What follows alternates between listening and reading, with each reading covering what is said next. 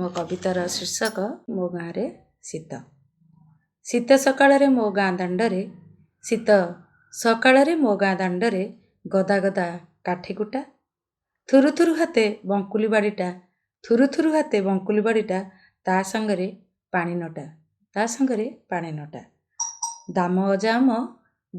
आम कँल खरारे गुड़ाकू दांतरे घसी दाम अजा आम कँल खरारे गुड़ाकू दांतरे घसी निआं पुईबाकू धाई जाउछंती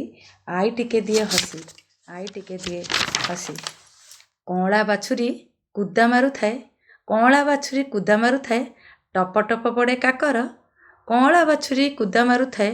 टप टप पड़े काकर पल्ली बधू प्रात स्नान कर्म सारे चाली तार टिके मंथर सोरिष फूल को पाचिला धानरे केली कुसुमर बास सोरिष फूल को पाचिला धानरे केली कुसुमर बास आवाहन महालक्ष्मी पल्लीपुरे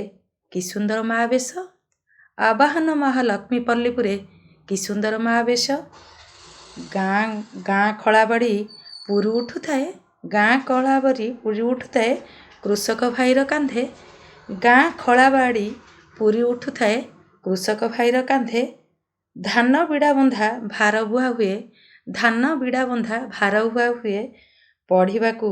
कुना कांदे हलदी पतर बास चहटाई एंडुरी पिठारे लोभ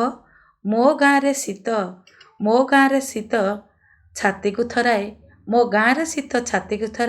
शीत देह पाई हित